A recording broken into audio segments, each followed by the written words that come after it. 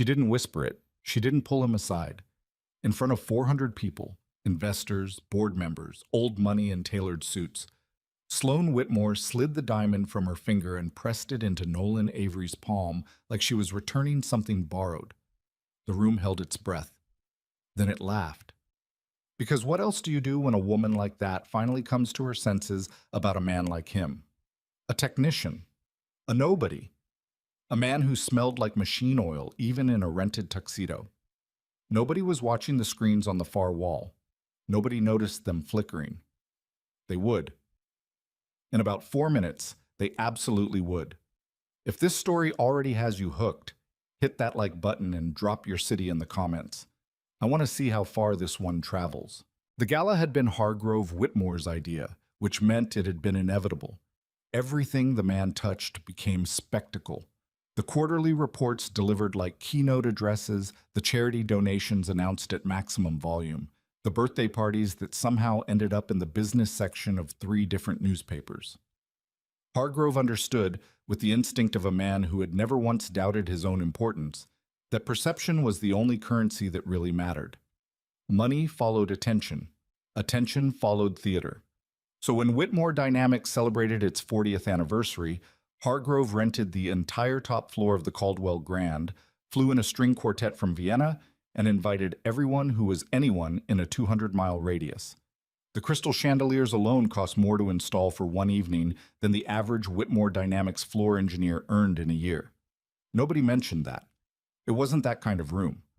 Nolan Avery had known, walking in, that he didn't belong there. He wasn't embarrassed by it. That was the thing people never quite understood about him. He didn't carry shame the way most people did, close to the surface, ready to flare up at the first sideways look. He had simply assessed the room the way he assessed most situations, directly, without flattery or illusion. He saw the custom suits and the practiced laughter and the careful way people arranged themselves near whoever currently held the most power. He saw Hargrove Whitmore working the room like a man tending a garden he was terrified to lose. He saw the bar running 3 deep with people who would have ignored each other completely in any other context. And he saw Sloane. She was standing near the window that overlooked the city, holding a glass of champagne she hadn't touched, wearing a dress the color of midnight that made her look like she was attending a funeral she'd organized herself. She was beautiful in the way that certain things are beautiful, with an edge to it, something that made you want to look, and then made you wonder if looking had been a mistake. 3 men were circling her with the careful, circuitous orbiting of people who wanted something and were trying to make it look accidental. She noticed Nolan across the room, and something shifted in her face. Not a smile exactly, more like the drop of tension from a muscle she'd been holding too long. They had been together 7 months. To the people in this room, that was an eccentricity they were still processing.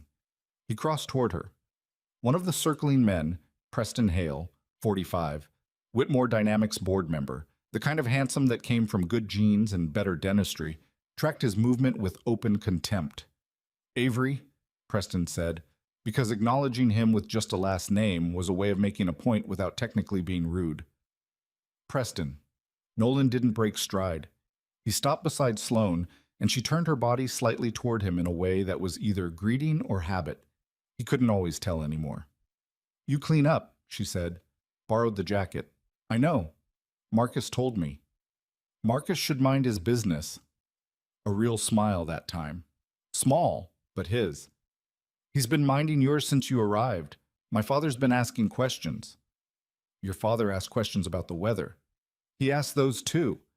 She finally took a sip of the champagne and grimaced faintly. "He wants to announce the Delvere partnership tonight, during the toast." Nolan kept his face neutral. "He tell you that himself?"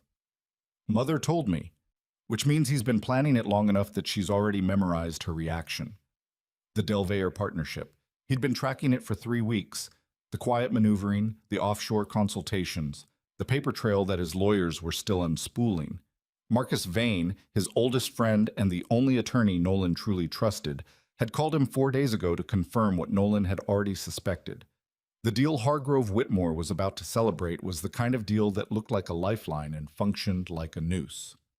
The Delvere Group would absorb Whitmore Dynamics' most valuable intellectual property within 18 months of signing.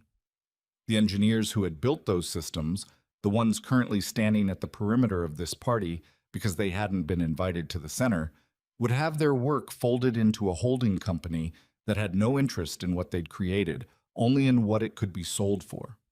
Nolan had hoped to have more time. Nolan. Sloane's voice was different now, lower. We should talk. Okay? She set down her glass. Not here. He followed her through the crowd, past a knot of executives who parted for her, the way people part for royalty, reflexive, automatic, mildly resentful, and into the narrow corridor that ran along the east wall, near the service entrance. The noise of the party dimmed to a low pulse. Somewhere distant, the string quartet was playing something classical that Nolan couldn't name. Sloane stopped and turned to face him. She had her arms crossed, not in anger, more like she was holding something together inside herself. I've been thinking about what we're doing, she said. He waited. I think we've both been pretending this makes sense. I haven't been pretending anything. Nolan. She said his name the way people say names when they're trying to get you to understand something without having to say the hard part. You know what my family expects. You know what this company expects. You've always known. And you've always known I don't care about that. I know. Something flickered across her face. That's the problem. He looked at her carefully. There was something rehearsed in her posture that he hadn't seen before. Not calculated. Sloane wasn't calculating. She was smarter than that, but prepared. She had decided something before this conversation began. Who talked to you? He asked. She blinked. What? Before tonight. Someone said something to you, your father or Preston, or this isn't about anyone talking to me. Her voice went tight. This is about me making a decision about my own life. Okay. Don't do that. Do what? That thing where you just accept everything without arguing. It makes it impossible to... She stopped, drew a breath. I need you to understand that this isn't personal. He almost said something then.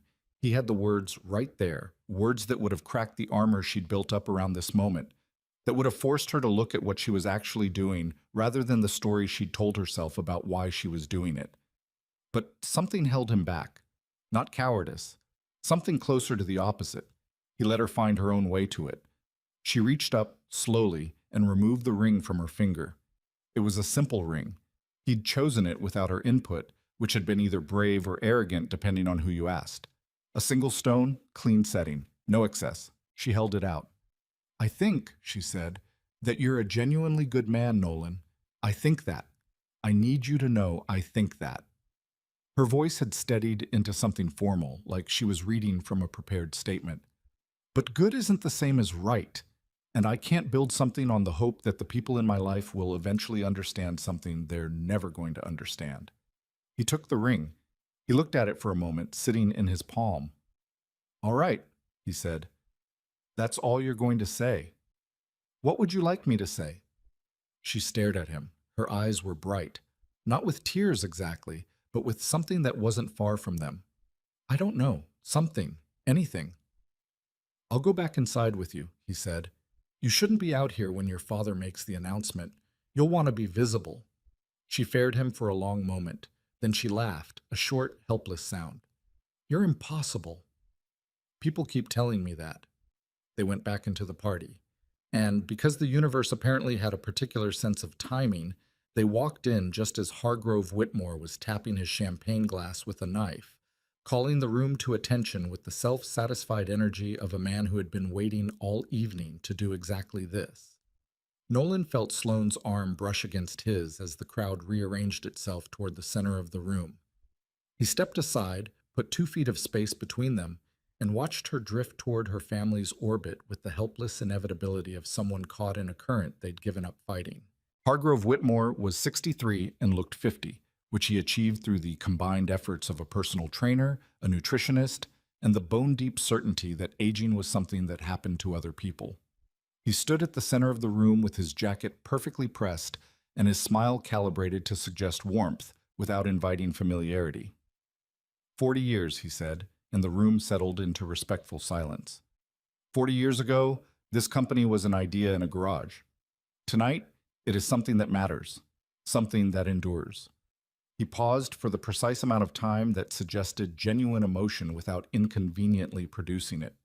And tonight, I am proud to announce that Whitmore Dynamics will be entering a transformative partnership with the Delaware Group, a partnership that will define the next 40 years of this company's legacy. The applause was immediate and enthusiastic, the way applause always is when the audience has been primed to feel it. Nolan slid his phone from his pocket and sent 2 words to Marcus. Do it. Preston Hale, standing near the bar, raised his glass in Nolan's direction with a smile that was mostly teeth. A victory lap, an acknowledgement that the little technician was watching the future happen without him. Nolan pocketed the phone and looked at the nearest screen on the east wall. It was still dark. 45 seconds later, it wasn't. The first screen blinked on with a document header, then the second, then the third, until every display in the ballroom was running the same scrolling text. A legal filing, dense and specific, stamped with the seal of the Whitmore County Court of Commercial Claims. The kind of document that took years to build and about 30 seconds to understand once you knew what you were looking at. The applause died unevenly, the way crowds quiet when they're not sure what they're seeing. Hargrove Whitmore turned to the nearest screen. Read the first paragraph. Turned back to the room with an expression that was, for the first time in Nolan's memory, completely unmanaged. In the middle of the room, Sloane Whitmore stood very still and read the same words. Her champagne glass tilted slightly in her hand. She caught it before it spilled. Preston Hale was already on his phone. The scrolling text was the summary header of a controlling interest transfer. Shares, legal trusts, a decade of quiet accumulation culminating in a majority stake. The company name was Whitmore Dynamics. The new controlling party was listed, in clean black letters, at the top of every screen in the room, Nolan James Avery. The room didn't react all at once. It moved in waves. Confusion first, then recognition, then the particular silence that descends when a room full of powerful people simultaneously realizes they have misread a situation in a way that cannot be unmisread. Hargrove Whitmore turned toward Nolan. Nolan was already looking at him. He had been looking at him for a while. He held the ring in his closed fist, not a gesture, just somewhere to put his hand. Then he uncurled his fingers and slipped it into his jacket pocket. The borrowed jacket. The one that didn't fit him quite right across the shoulders. He turned and walked toward the exit without hurrying. Nobody stopped him. Behind him, he heard Sloane's voice cut through the silence. Not panicked, not theatrical, but stripped clean of everything she'd been performing all evening. Just 3 words, directed at the screens, at her father, at the room, at the version of the night she thought she'd walked into. What did he do?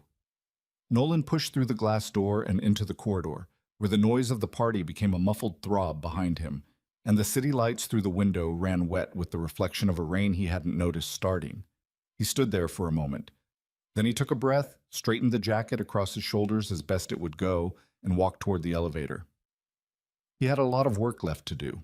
The rain was still coming down when Marcus Vane pulled up in front of the Caldwell Grand at 11:47, 40 minutes after Nolan had texted him from the elevator. He was driving the same battered Volvo he'd owned since law school, which said everything you needed to know about Marcus. A man who charged $400 an hour and still couldn't bring himself to spend money on something as frivolous as a car that didn't smell like old coffee and case files. Nolan got in without ceremony. "Well," Marcus said, "drive." Marcus drove. They went 3 blocks in silence before he couldn't help himself. "How'd the room take it?" "About how you'd expect." Hargrove? He looked like a man who'd just been told the building he owned was built on someone else's land. Nolan stared out the window at the wet street. Because it was. Marcus made a sound that wasn't quite a laugh.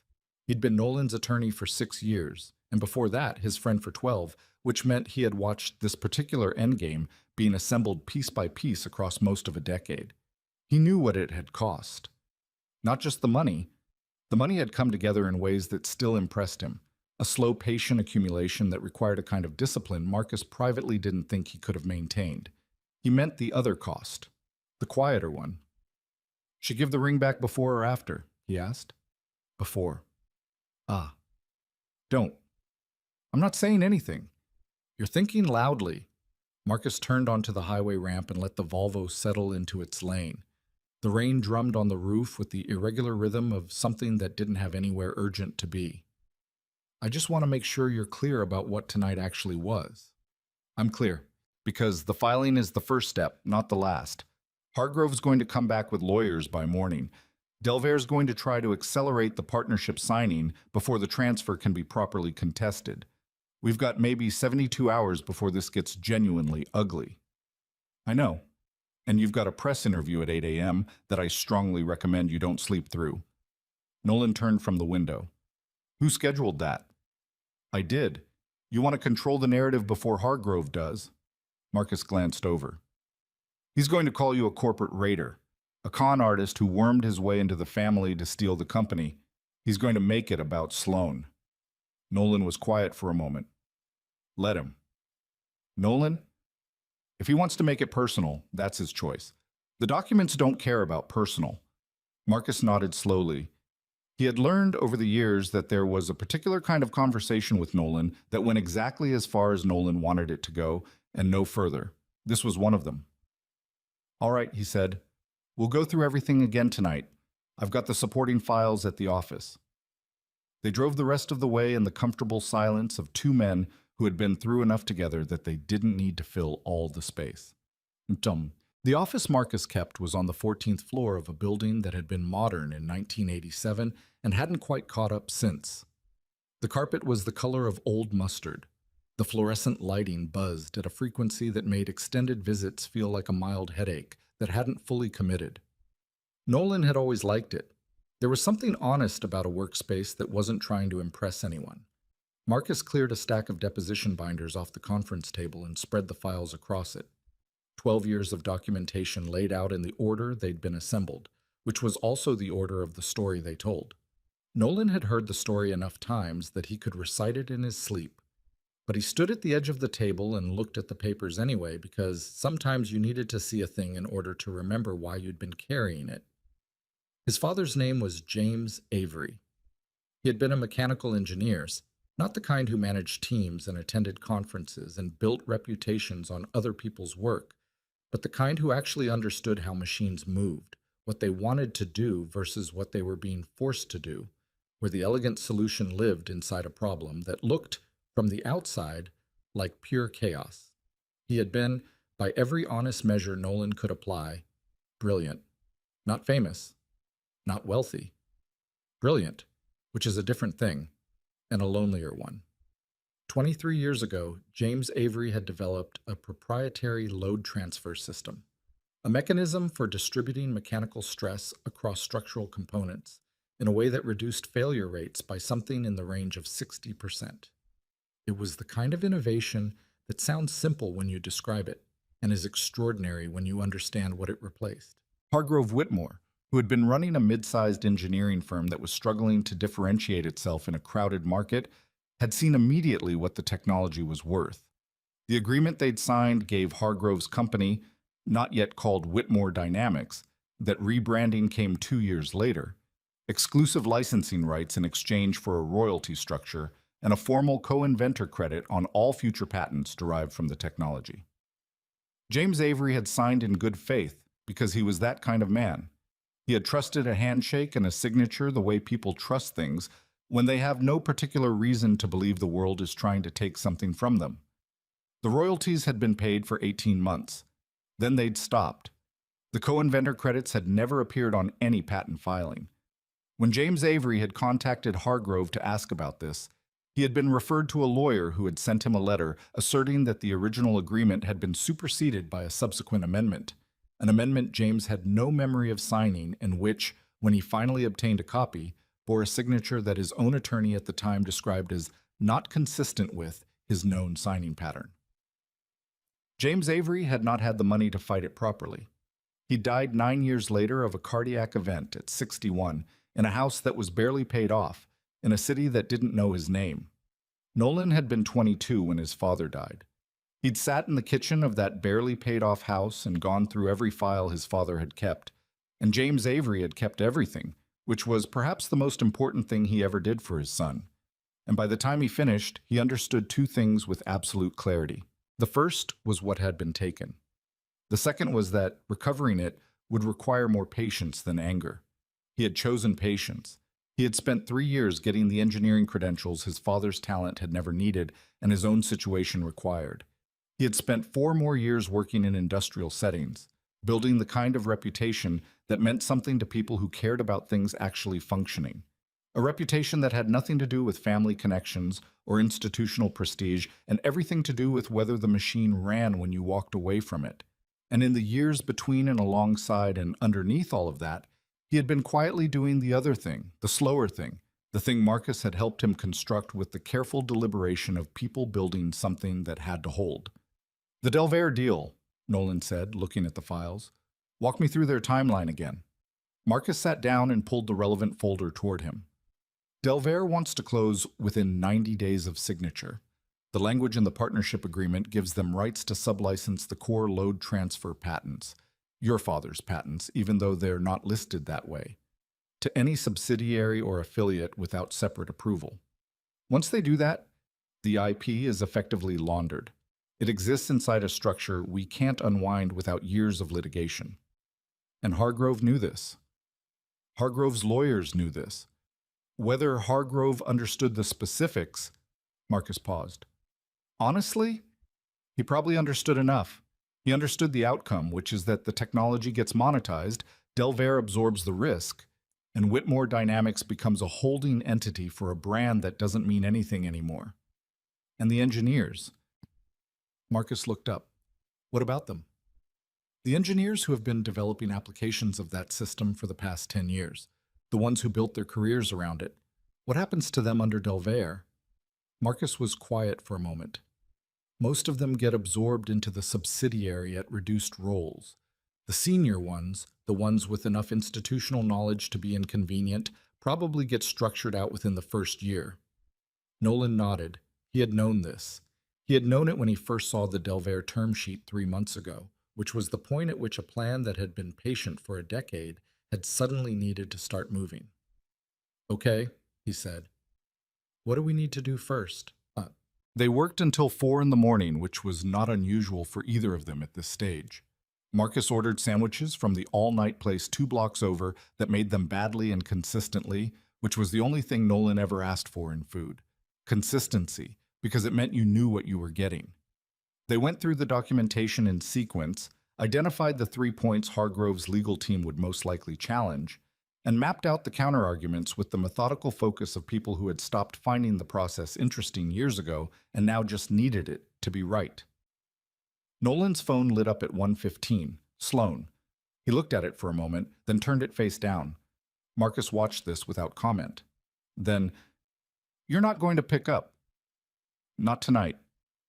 "She's going to want answers." "She can have them, when I can give them properly." He looked up from the file he'd been reviewing. "She deserves a real conversation, not a phone call at 1 in the morning when she's—" He stopped. "Whatever she's feeling right now." Marcus nodded. He thought about saying something further and decided against it. There were things he'd wanted to say about Sloan Whitmore for several months, observations he'd kept to himself because they weren't his to make, and Nolan wasn't the kind of person who received that kind of input gracefully. What he'd watched, from his careful external position, was something more complicated than a man falling for the wrong woman.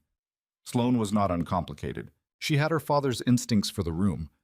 She could read a situation faster than almost anyone Marcus had met, but she also had, somewhere underneath the polish and the pressure and the 12 years of being Hargrove Whitmore's primary investment in human form, a genuine moral seriousness that she didn't always trust herself to act on.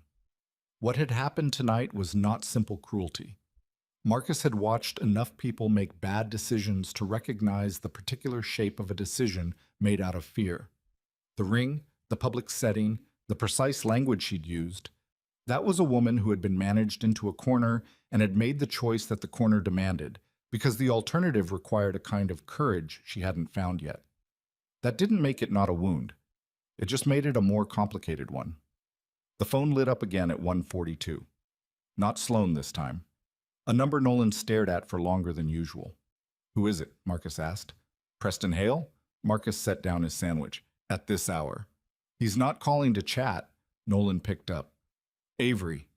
Preston's voice came through with the careful control of someone who is angry and performing calm. I think we should meet. It's almost 2 in the morning, Preston. I'm aware of the time. Then you understand why the answer is no. There are things about this situation that you don't fully understand. A pause. Things that affect more people than just you and Hargrove. Such as? Not on the phone. Nolan leaned back in his chair. He could hear something underneath Preston's voice. Not desperation exactly, but the adjacency to it. The sound of a man who has just watched a wall he thought was solid turn out to be painted canvas. Send me a written summary of what you want to discuss. My attorney will review it and we'll set up a time. Nolan, Preston's voice dropped. I want you to understand that I have never been your enemy in this. I don't have enemies, Preston. I have situations. He ended the call. Marcus was watching him with an expression of mild professional admiration. Situations. I'll deal with him later. What's the filing status on the injunction? They moved on. The night ground forward in the way nights do when there's too much at stake to sleep and too much left to do to stop. At 3:40, Nolan found himself reading the same paragraph of the Delvare term sheet for the third time without absorbing it, and he set the document down and looked at the window, where the rain had finally stopped and the city outside had gone quiet in the particular way of cities at that hour. Not silent, but thinned down to its essential sounds. He thought, briefly and without meaning to, about the moment in the corridor when Sloane had held the ring out to him. The way her hand had been perfectly steady. Whatever else was true about her, she was not a coward in the moments when she had made up her mind, only in the ones before. He wasn't sure whether that made it better or worse. He thought about his father, who had also been a man of perfect steadiness in the moments of commitment, and who had trusted that quality in others and had been wrong. He didn't think he was angry at Sloane. He wasn't certain what he was. He filed it away in the place where he put things that needed examination later, when there was time for them, and picked up the term sheet again. Marcus, he said. Yeah. The engineers on the 7th floor. Reyes, Kim, the structural analysis team. They're not in any of the Delvare documentation. Marcus frowned. What do you mean? They're contracts. They're not listed in the asset transfer schedule, which means either Delvare didn't think they mattered enough to include, or Hargrove didn't want them included. Nolan looked at him. Why would Hargrove want to protect his engineers from a deal he's celebrating? The room went quiet. Outside, a car moved through a puddle and threw water against the far window. Marcus reached for his coffee, which had gone cold an hour ago. He drank it anyway, with the resignation of a man who had stopped expecting things to be the temperature he wanted them. Because he's planning to use them after, he said slowly. After Delvare absorbs the IP. He keeps the people who know the system, rebuilds somewhere cleaner, leaves the brand behind. And leaves the investors behind with it. And leaves the investors. Marcus set the cup down. That's fraud, Nolan said simply. That's fraud. He wrote a single note on the legal pad in front of him and underlined it twice. Then he looked at the window again, at the stopped rain and the wet street, and the city going on with its business like the night had been perfectly ordinary. His father had spent the last years of his life trying to get someone to look at an agreement that everyone kept insisting didn't mean what it plainly said. Nobody had listened, not because they couldn't understand it, because listening meant doing something about it, and doing something was inconvenient, and inconvenient things had a way of not happening. Nolan understood the feeling. He had spent a significant portion of his adult life being the inconvenient thing that wasn't supposed to happen. He turned back to the files. There was still a lot of work to do. The press interview lasted 41 minutes, which was 39 minutes longer than Nolan had wanted it to last, and about 20 minutes shorter than the journalist, a sharp-faced woman named Dana Cho from the Financial Courier, would have preferred. She had come prepared.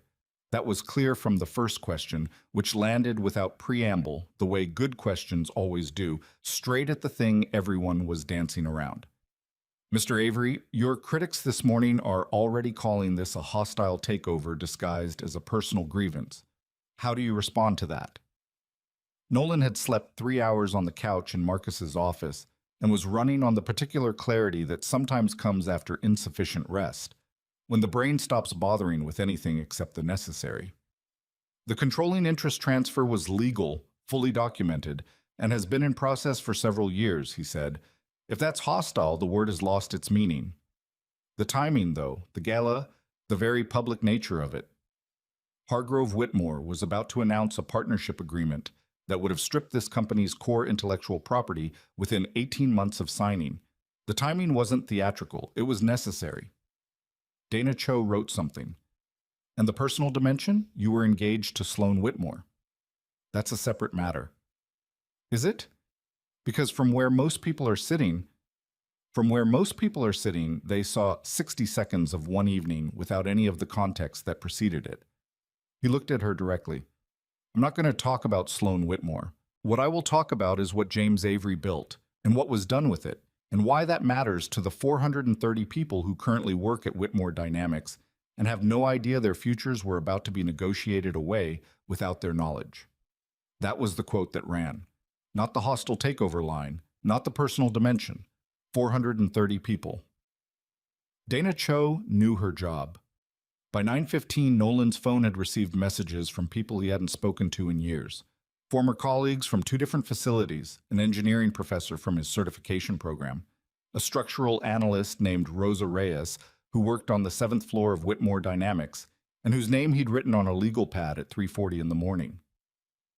I don't know what's happening exactly, Rosa's message read, but I've been here 8 years and nobody has ever mentioned the people on this floor in a press interview before. So, thank you for that, I guess. He wrote back, Don't thank me yet. This is going to get complicated before it gets simple. Her response came within 30 seconds. It's already complicated. Half the floor got an email this morning telling us not to discuss company matters with outside parties. He forwarded that to Marcus with one line. They're already circling the wagons. Marcus called back in 4 minutes. That email is potentially an obstruction issue if we can tie it to Hargrove directly. Can we? Working on it. More immediately. Delvair's legal team has filed a motion to freeze the interest transfer pending arbitration. They're claiming the acquisition was structured fraudulently. Nolan almost laughed. They're claiming fraud. I know. The people who were about to launder a stolen patent portfolio through an offshore subsidiary are claiming fraud. I know, Nolan. Welcome to commercial litigation. Marcus's voice had the dry exhaustion of a man who had stopped being surprised by audacity a long time ago. We'll respond by end of day, but you need to be somewhere for me. Where? Whitmore Dynamics, 11th floor, 2 o'clock. A pause. Hargrove wants to meet. The 11th floor of Whitmore Dynamics was executive territory, the kind of space that communicated authority through the deliberate absence of anything unnecessary. Clean lines, expensive silence, the faint smell of leather and recycled air that had been filtered and refiltered until it smelled like no air that had ever existed in nature. Nolan had been in rooms like this before. They never made him feel small.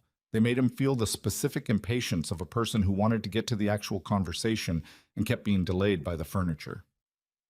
Hargrove Whitmore was standing at the window when Nolan was shown in, which was the posture of a man who had decided to play this as gravitas rather than confrontation. He turned slowly, with the kind of timing that only came naturally to people who had spent decades in rooms where they controlled the temperature. He looked older than he had 24 hours ago. Not dramatically, Hargrove was too disciplined for that, but around the eyes, in the set of his jaw. Like something that had been very tightly wound had been allowed, just slightly, to loosen. Sit down, he said. Nolan sat. He had brought Marcus, who took the chair beside him with the quiet authority of someone who had been in enough of these rooms to be completely undramatized by them. Hargrove sat across the table. He had 2 lawyers with him, neither of whom Nolan recognized, which meant they were new. Brought in overnight, probably expensive, definitely unfamiliar with the specifics. That was useful information. I want to be direct with you, Hargrove said. Good. The filing you executed last night. The board considers it an act of bad faith. The board, Nolan said, was about to approve the sale of intellectual property they didn't legally own to a company that planned to use it to dismantle everything your engineers have built for the past decade. I'd be careful using the phrase bad faith in this particular room. Hargrove's jaw tightened. You're talking about an agreement from over 20 years ago that has been resolved. It has not been resolved. James Avery signed. James Avery did not sign any amendment, Nolan said. His voice stayed level because he had decided a long time ago that this conversation, when it finally happened, would be level. The signature on that document was examined by 3 independent forensic analysts. I have their reports. He looked at Hargrove without blinking. I have had their reports for 4 years. I've been waiting to use them in a setting where they do the most good. The room was very quiet. One of Hargrove's lawyers leaned in and said something near his ear. Hargrove waved him off with a short, irritated motion. What do you want? Hargrove asked. The gravitas had shifted into something rawer and less managed. The Delvere partnership canceled. Full disclosure of the amendment fraud to the board and to the relevant regulatory bodies. Recognition of James Avery as co-inventor on all derived patents, and an independent audit of all financial arrangements with Delvere going back to initial contact. Hargrove stared at him. You're asking me to hand you the company. I already have the company. Nolan leaned forward slightly. What I'm asking you to do is avoid the part where this becomes a criminal matter as well as a civil one. The word criminal landed in the room the way Nolan had expected it to, not with drama, but with weight, the kind of weight that shifts things. Hargrove looked at his lawyers. The lawyers looked at each other. Marcus made a small notation on his legal pad that communicated nothing except that he was the most composed person in the room. I need time, Hargrove said finally. You have until Friday. Nolan stood. After that, the regulatory filing goes forward, and the timeline is out of my hands. He picked up his jacket from the back of the chair. For what it's worth, and I recognize it might not be worth much right now, I don't want to destroy this company. I want to correct it. There's a difference. Hargrove said nothing. He was looking at the table, at the middle distance between them, at something that wasn't in the room. Nolan left. What? He was in the elevator, Marcus beside him, when the doors opened on the 7th floor and Rosa Reyes stepped in. She was carrying a cardboard coffee cup and a folder that she was clearly planning to take somewhere, and she stopped when she saw him with the particular expression of someone who has seen a person only on a screen and is recalibrating for 3 dimensions. Mr. Avery, she said. Ms. Reyes. He held the elevator. You don't have to call me that. She got in. The doors closed. She looked straight ahead for a moment. My team has been working on a load distribution application for the last 2 years, she said, with the careful precision of someone choosing words deliberately. For bridge infrastructure. We're 6 months from a viable prototype. I know, Nolan said. She turned to look at him. The Delvere deal. If it had gone through, it would have transferred the foundational patents your application depends on to a subsidiary that had no interest in completing the research, and so we would have just... She stopped. Yes. The elevator reached the lobby and the doors opened. Rosa Reyes stood in it for a moment without moving, the coffee cup in her hand, the folder pressed against her chest. Why did you come in through the engineering side when you first came to Whitmore? She asked. 8 months ago, you could have come in as management. With what you had, the stake, the documentation, you could have walked in the front door. Nolan considered the question. Because I needed to understand what was actually being built here before I decided what it was worth protecting. She looked at him for a moment with the direct, assessing expression of someone who understood machines and was applying that framework to a person. Then she nodded. Not warmly exactly, but with a kind of provisional respect that felt more honest than warmth, and stepped out of the elevator. Marcus waited until they were through the lobby and out the front door. She's going to be a problem, he said. She's going to be an asset, Nolan said. There's a difference. Sloan was waiting outside, not at the entrance, off to the side, near the concrete planter that held a tree nobody had thought to water, wearing a coat that was slightly too light for the morning temperature, and the expression of someone who had been standing there long enough to have considered leaving twice. She had clearly not slept. Her hair was pulled back in a way that suggested speed rather than intention. She was still, somehow, the most composed person on the block. She saw Nolan and Marcus come through the doors.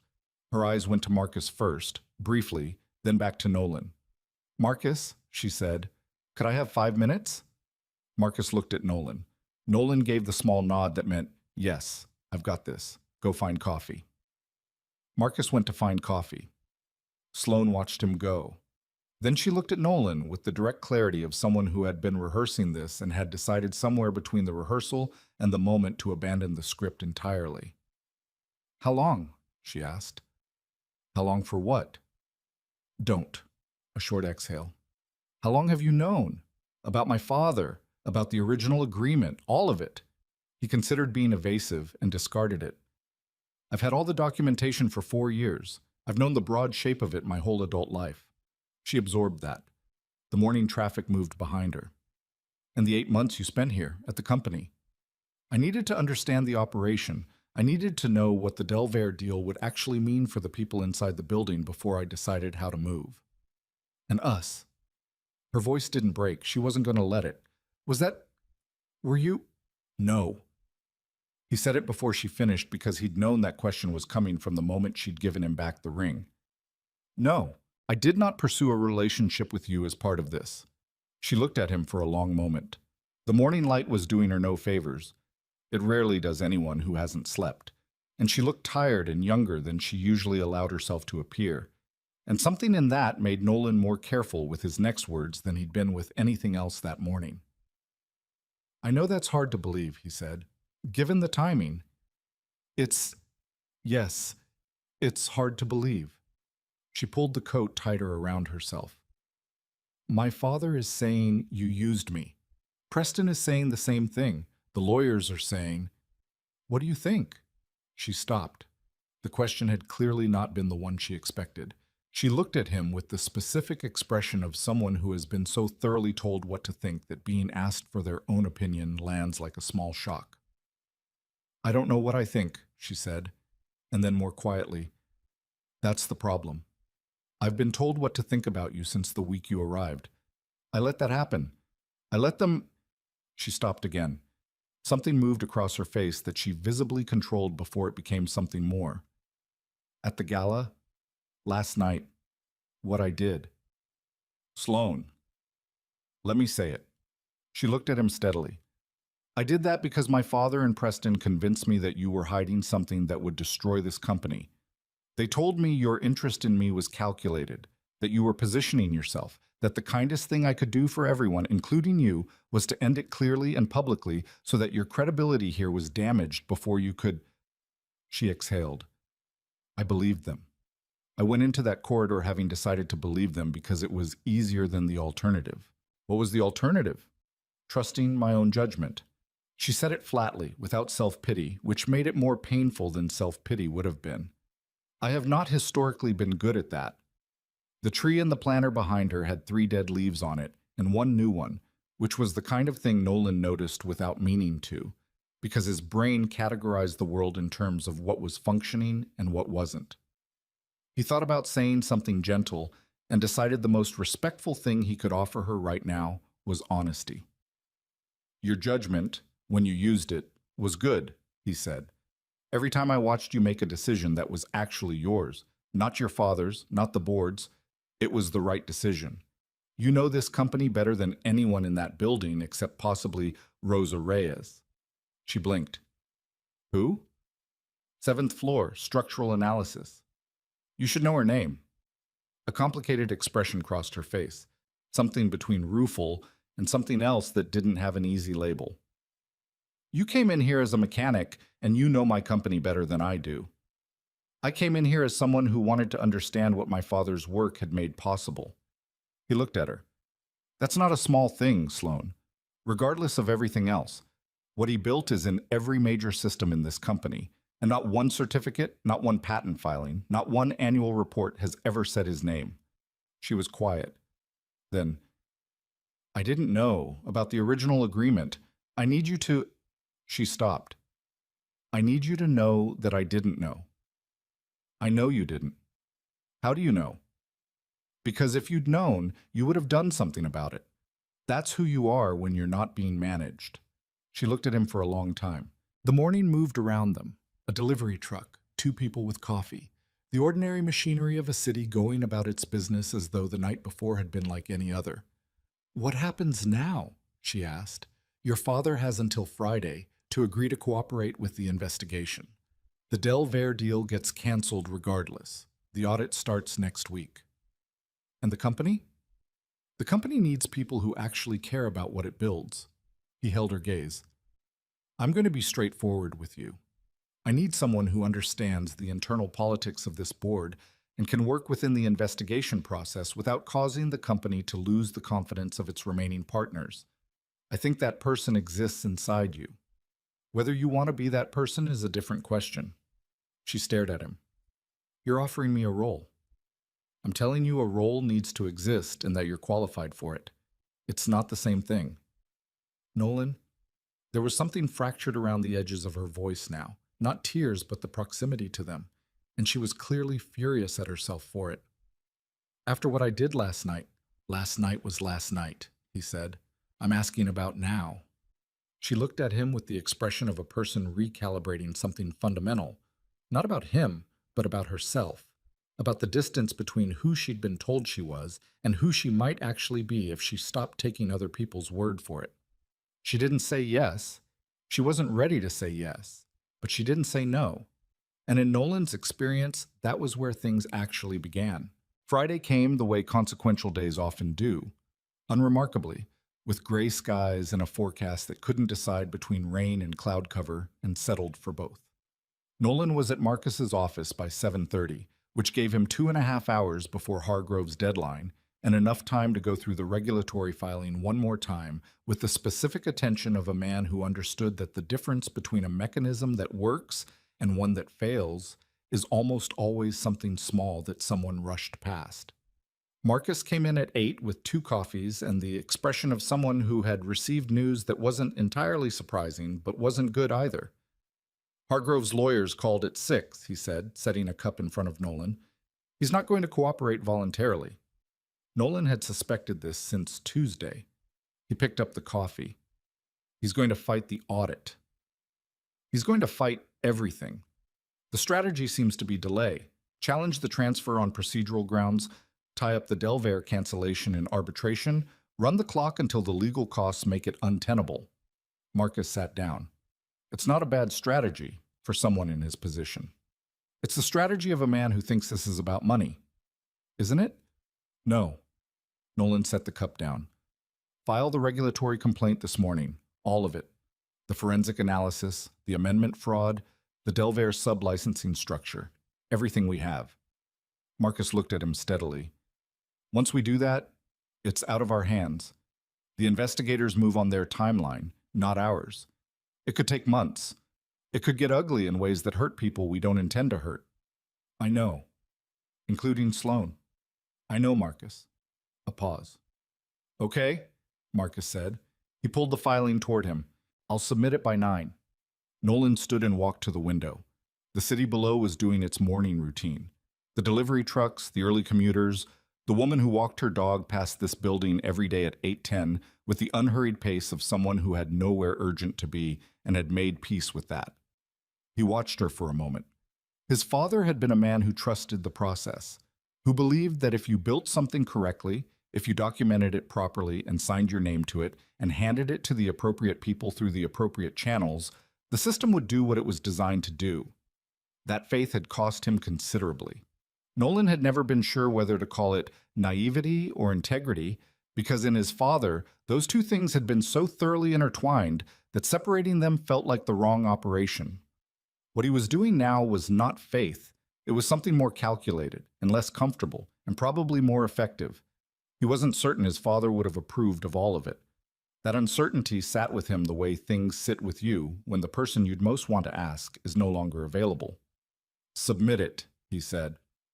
The regulatory complaint landed on the desk of the Commercial Fraud Division at 9:47, which meant by noon it had been assigned to a senior investigator, and by 3 in the afternoon, Hargrove Whitmore's personal attorney had called Marcus 4 times. And a journalist from a second publication had called Nolan directly on a number he hadn't given anyone. The journalist's name was Tom Garrett, and he wrote for a financial publication that had broken 2 significant corporate fraud cases in the past 18 months, which meant either he was good or he had a reliable pipeline into the relevant regulatory offices, and in Nolan's experience, those things were not mutually exclusive. He didn't return the call. He had Marcus draft a short, factual statement and release it to every outlet simultaneously, which was the communications equivalent of refusing to let anyone have an exclusive. It made them all equal and none of them special, which was exactly the level of media engagement Nolan wanted right now. Preston Hale appeared at Marcus's office at 4 in the afternoon without an appointment, which was either bold or desperate, and turned out to be both. He looked like a man who had spent 3 days in a suit that had started the week more confident than it currently felt. The cultivated ease that he'd worn at the gala, that particular brand of old money looseness, everything fitting perfectly, nothing apparently mattering very much, had developed visible cracks. His tie was slightly off-center. His handshake, when Marcus accepted it at the door, had too much grip. Nolan let him come in. He didn't stand. Preston sat across from him and looked at the table for a moment, which was not a thing Preston Hale typically did. He was a man who held eye contact the way some men held territory. When he finally looked up, something in his face had been rearranged into something that wasn't quite honesty, but was in its general neighborhood. "I told you I wasn't your enemy," he said. "You told me that on the phone at 2 in the morning, Nolan said. "I'm still waiting for what it means." Preston reached into his jacket pocket and placed a USB drive on the table between them. He kept his finger on it for a moment. "The Delvere arrangement," he said carefully, "was not structured the way the board understood it to be structured. Certain aspects of the sublicensing language were presented differently in the board summary than they appear in the full agreement." Nolan looked at the drive. Who presented them differently? Hargrove drafted the board summary personally. Did the board know that was unusual? Some of us had questions. Preston's jaw worked briefly. We were told the full documents would be available after the partnership announcement, that the gala was the appropriate time to introduce the concept, and the documentation review would follow. Marcus was writing on his legal pad with the quiet speed of a man transcribing without wanting anyone to notice he was transcribing. Nolan kept his eyes on Preston. "What's on the drive?" he asked. "My correspondence with Hargrove over the past 4 months, including 3 emails in which I specifically asked for the full sublicensing language and was told it was still being finalized." Preston took his finger off the drive. "I voted yes on the partnership announcement at the gala. I want that on record." "I didn't know what I was voting yes on." "You had questions, and you still voted yes." Preston met his gaze without flinching, which Nolan gave him credit for. "Yes." "Why?" The question sat in the room. Preston looked at the table again, briefly. "Because I trusted a man I'd known for 15 years more than I trusted my own discomfort." He looked up. "Which turns out to have been the wrong call." Nolan picked up the drive. He turned it over in his hand once, then set it in front of Marcus. "We'll review this today. If it's what you say it is, Marcus will contact you about a formal statement." Preston nodded. He looked slightly lighter, which was the particular quality of a man who has just put down something he'd been carrying at an angle that hurt. He started to stand. "Preston." Nolan's voice stopped him. "The Delvere Group's principal contact at Whitmore. Who managed that relationship on the inside?" Preston paused. "Hargrove and his CFO primarily. There was a liaison." "Who?" A beat. "Carla Voss. She handled the documentation exchange." He paused again. "She's been with the company 11 years. She didn't know the full picture either, I don't think. She was just doing what she was told." "People usually are," Nolan said. Preston left. The door closed. Marcus looked up from his legal pad. "If this holds up, Hargrove is significantly more exposed than we thought." He was always this exposed. He just didn't think anyone would look carefully enough. Nolan was already pulling on his jacket. "Get me everything you can on Carla Voss by tonight. I want to understand what she was given and what she wasn't." "Where are you going?" "7th floor." Rosa Reyes was still at her desk at 5:15, which didn't surprise Nolan. She was the kind of engineer who stayed until a problem resolved rather than until the clock gave her permission to leave. Her workspace was organized in the specific way of someone who worked with both precision and volume.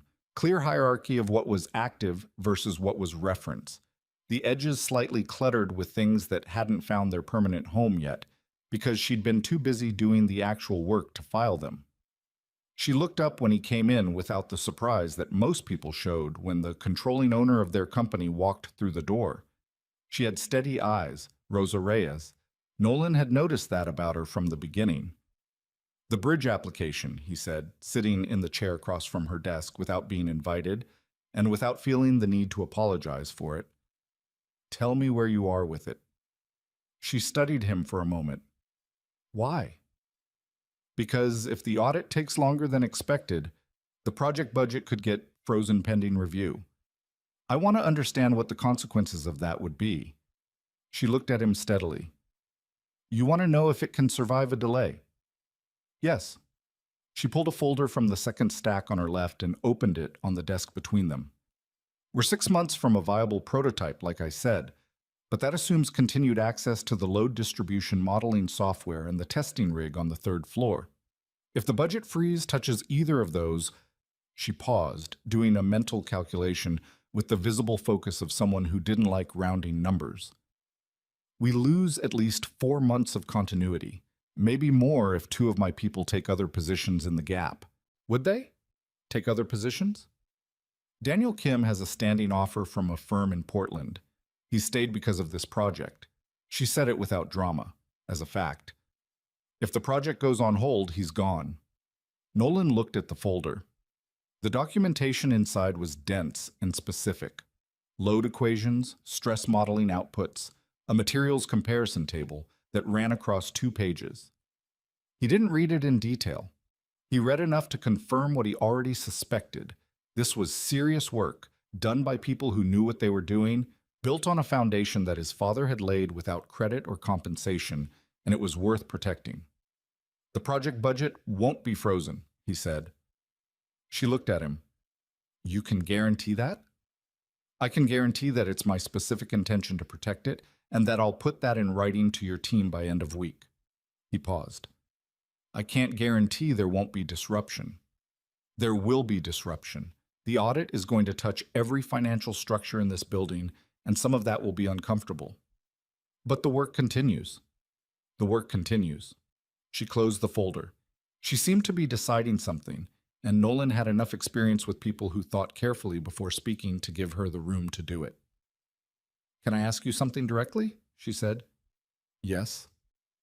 When you came in 8 months ago, as a technician, through the facilities entrance, you spent 3 weeks working with the maintenance team before you ever came to this floor. Why? Because the maintenance team knows everything about this building that the org chart doesn't show. What's actually failing, what's been patched instead of fixed, which systems are held together by the ingenuity of people who don't have the budget for the proper solution. He looked at her.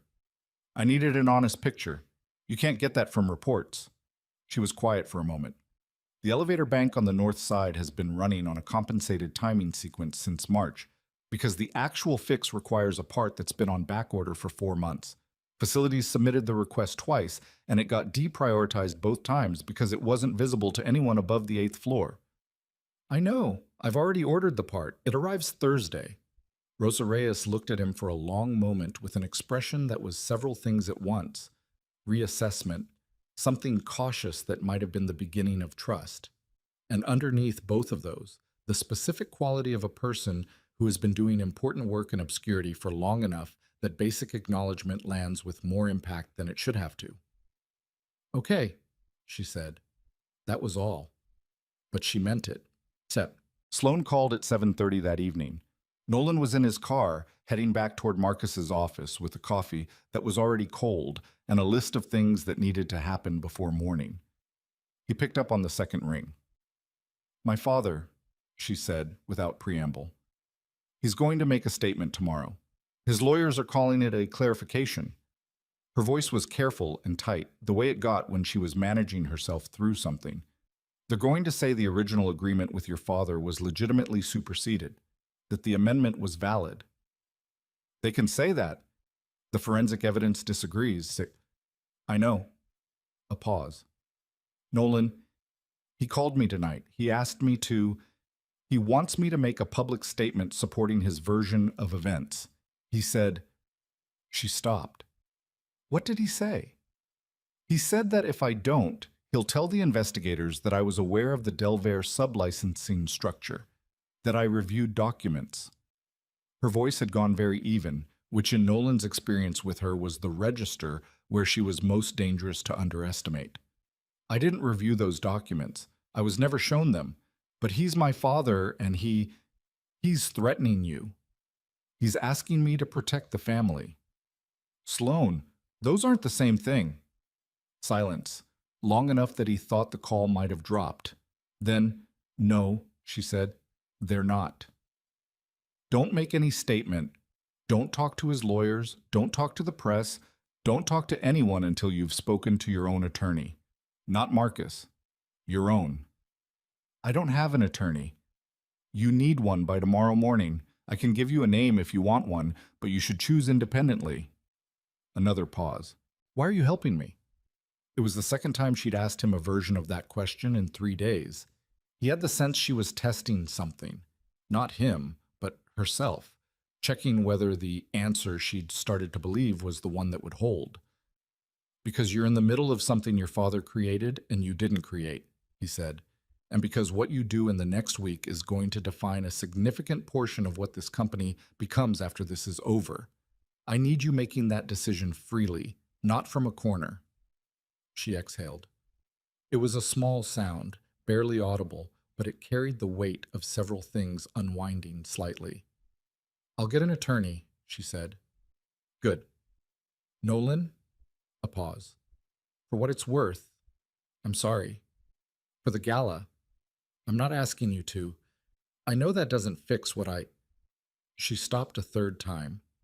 She was not a woman who struggled for words, ordinarily. The struggle was its own form of honesty. I know, he said. He didn't tell her it was fine. It wasn't entirely fine, and they both knew it. But it was something that existed in the past, and the past was not where either of them needed to be spending their energy right now. Get some sleep, he said. Tomorrow is going to be a long day. He ended the call and sat in the car for a moment. The coffee was definitively cold. The list on the passenger seat had 17 items on it, and he'd completed 4. He started the engine.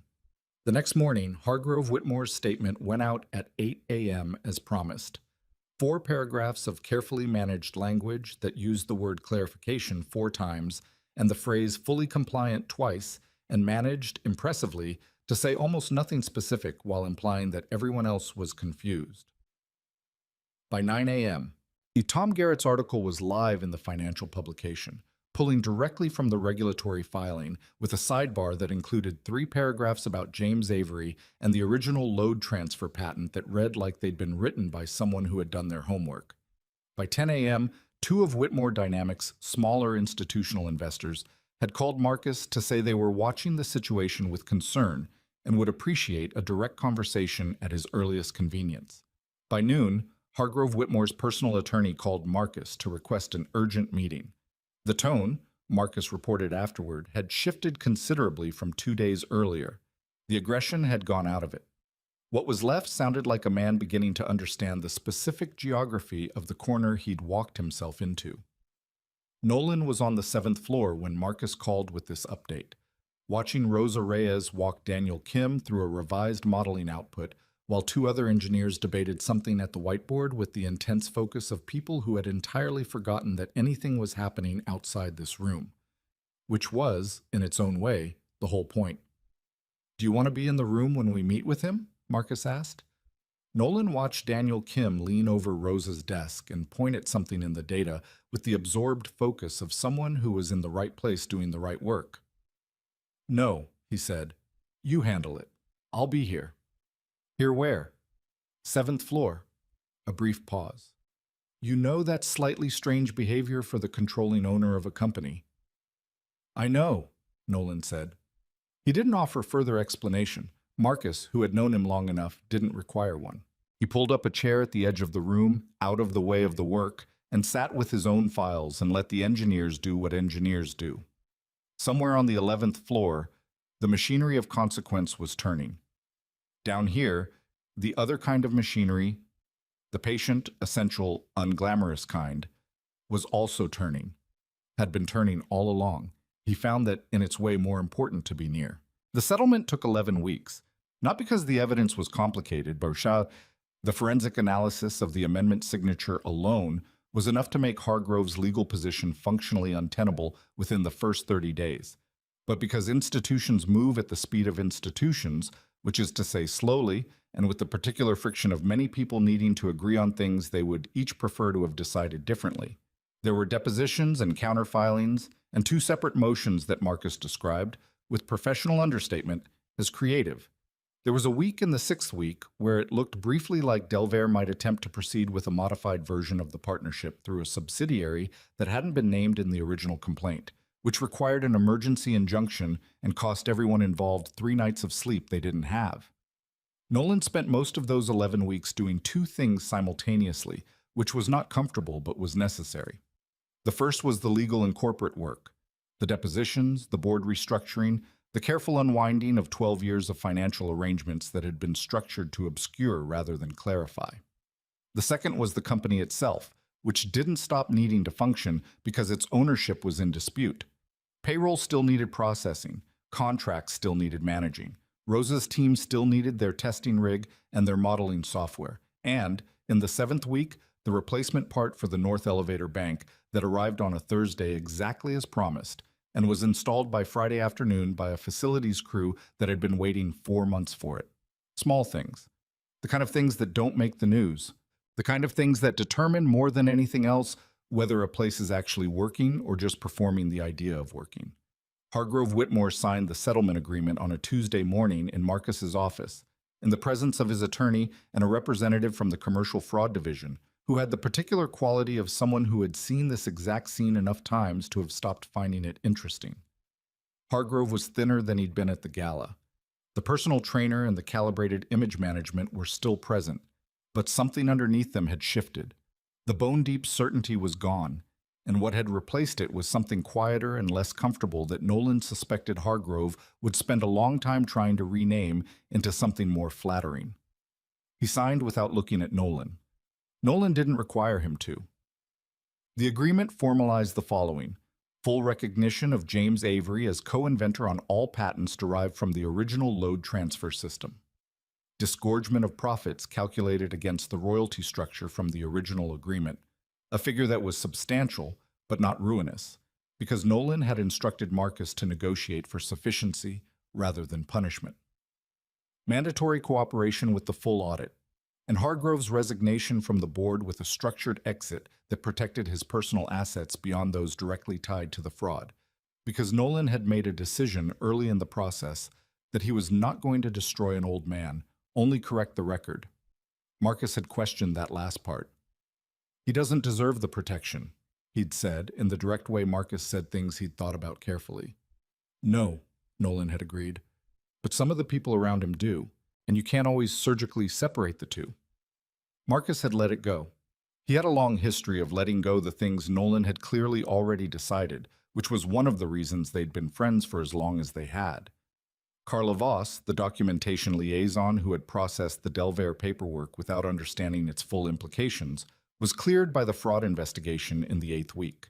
She came to Nolan's office, he had one now, though he used it primarily as a place to put files, and stood in the doorway with the expression of someone who didn't know if they were welcome.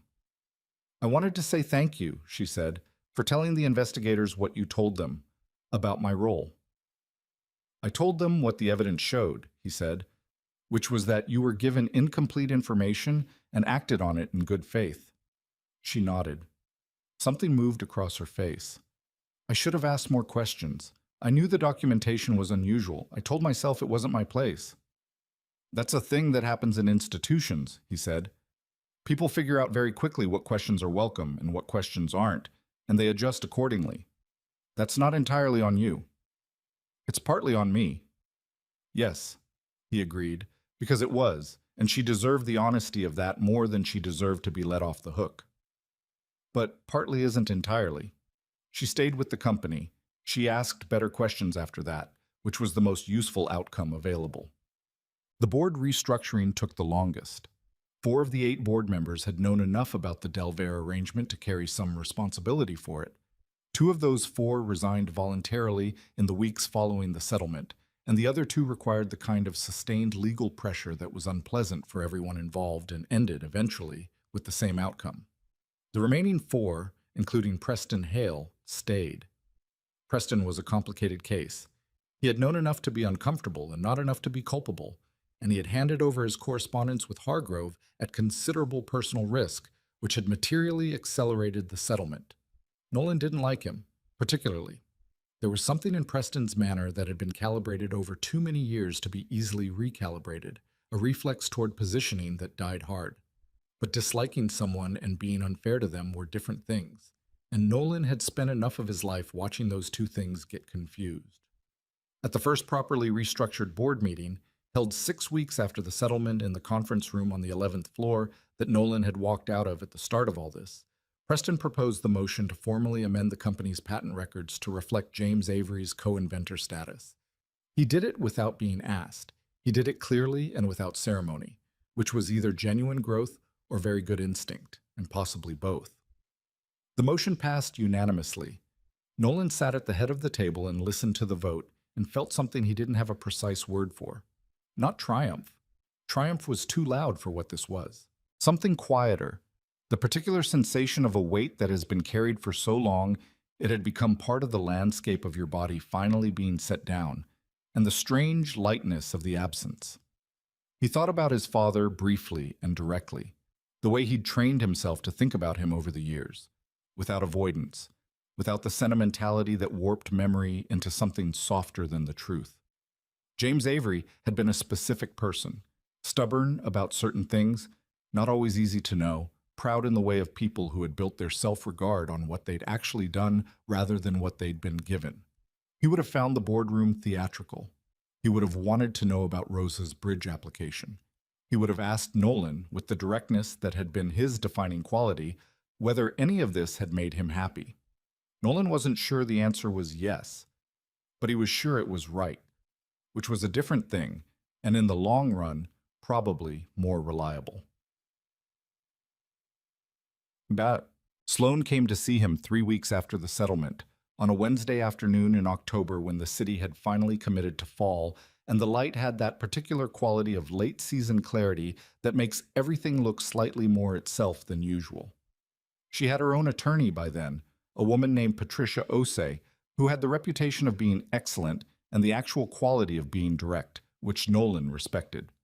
The investigation had cleared Sloan entirely of any involvement in the Delaware documentation process, which had never been seriously in doubt, but which Hargrove had attempted to cloud in his final weeks of resistance with the particular desperation of a man trying to share a weight he'd created alone. It hadn't worked. The evidence had been clear. What had been harder was the other thing, the private version of the reckoning, the one that happened in the space between what the investigation found and what Sloan found when she looked honestly at the choices she'd made. She had resigned as VP of External Relations 2 weeks after the settlement, not because Nolan had asked her to, because she'd decided on her own that she couldn't stay in a role that had been built on a version of this company she didn't want to represent anymore. She had told Nolan this in a brief phone call, and he had listened without trying to talk her out of it or into it, because she was making a decision that was hers to make. Now she sat across from him in the conference room, not the executive floor one, but a smaller room on the 9th floor that was used for project meetings and smelled faintly of dry erase markers. And she had the look of someone who had spent several weeks sitting with difficult things and had emerged from the process changed but intact. "My father and I haven't spoken," she said, not as a bid for sympathy, as information. "I know," Marcus had mentioned it. "How are you with that?" "Honestly?" She looked at the table for a moment. "I feel guilty about not feeling worse about it." She looked up. "Which is probably its own thing to figure out." "Probably." She was quiet for a moment. Outside the window a cloud moved and the light shifted and the room went briefly brighter, then settled. "I want to come back," she said. "Not to the same role. I don't want what I had. I want—" She paused, organizing it. There's a gap in how this company communicates between the engineering floors and the board level. Not just now, structurally, historically. The people who build things don't have a clear line to the people who make decisions about what gets built. I've been thinking about what that function would look like if someone designed it intentionally. Nolan looked at her. That's a real problem. I know, I've been inside it from both ends. It would require you to have genuine authority, not ceremonial authority. You'd need the board to take direction from you on internal communications policy, which some of them would resist. Some of them can get over it. He almost smiled. Preston especially. Preston especially. Something in her expression relaxed slightly. Not amusement exactly, but the proximity to it. I'm not coming back because of you. I need you to know that. I'm coming back because I think I can actually do something useful here. I know that, he said. She looked at him. Do you? Yes? He held her gaze. Sloane, I have never once thought you were someone who needed a reason that wasn't your own. She was quiet for a moment with that. Something in it had landed differently than he'd intended, or maybe exactly as he'd intended, and he wasn't entirely sure which. I'll have Marcus send you the structural proposal, she said finally. You can tell me what's wrong with it. I'm sure there'll be things wrong with it. Of course there will. That's what revisions are for. She left. The room was quiet. Nolan sat in it for a moment, alone with the faint smell of dry erase markers and the October light coming through the window at the particular angle it only hit for about 3 weeks of the year. There were things unresolved between them. Not problems exactly, more like questions that hadn't been asked yet, or had been asked and hadn't been answered, or had been answered in ways that needed time to settle into their final shape. He didn't know where it was going. He suspected she didn't either. He found, somewhat to his own surprise, that he was all right with that. He had spent a significant portion of his life being patient about things that mattered, and some of that practice had apparently transferred. The Avery Innovation Foundation was incorporated in November, 4 months after the night of the gala.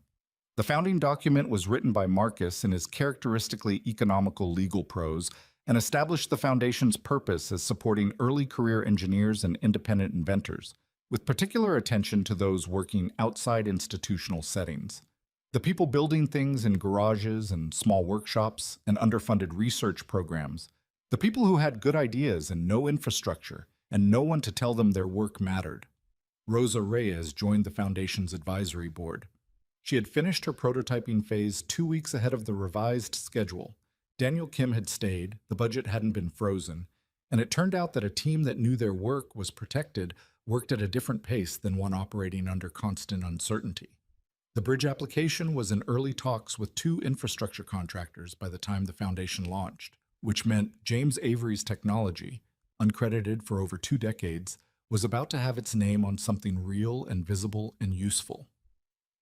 The foundation's launch was a small event, by deliberate design, and partly because Nolan had an instinctive skepticism of events that were larger than the thing being celebrated. A conference room, not a ballroom. 60 people, not 400. Engineers and attorneys and a few journalists, including Dana Cho, who wrote a piece afterward that was the most accurate thing published about Nolan Avery that year, which perhaps wasn't a high bar but still meant something. Nolan spoke for 7 minutes. He had written the remarks himself, which Marcus had suggested was unnecessary given the number of professional speechwriters available, and Nolan had pointed out that he didn't need the remarks to be eloquent, he needed them to be true. Marcus had conceded this because he usually conceded things that were right. He talked about his father in the specific, practical terms that felt most honest, not the myth of the brilliant man denied, which was true but incomplete, but the actual person with his actual habits. The way he kept every document in a labeled folder. The way he explained mechanical problems out loud to himself while working, as though narrating for an audience of 1. The way he'd told Nolan once, when Nolan was maybe 15, that the best thing you could do with knowledge was make sure it didn't stop with you. Nolan had not entirely understood that at 15. He thought he understood it better now, though he was careful not to claim too much certainty about that. Understanding accumulated slowly and imperfectly, and anyone who told you they'd arrived at it cleanly was probably leaving something out. He said something near the end of the remarks that was the closest he got to what he actually wanted to say, which was this: that he had spent a decade watching an institution take credit for something it didn't build, and what had struck him, throughout all of it, was not the injustice exactly. The injustice was obvious and had been obvious for a long time. What had struck him was how easy it had been for everyone inside that institution to simply not notice. Not because they were malicious, most of them. Because institutions generate a gravity of their own, a pull toward the version of events that is most convenient for the institution. And resisting that pull requires something that is not always well rewarded, and not always comfortable, and not always recognized, even by the people doing it, as the form of courage that it is. He said that the foundation existed to make that a little less true.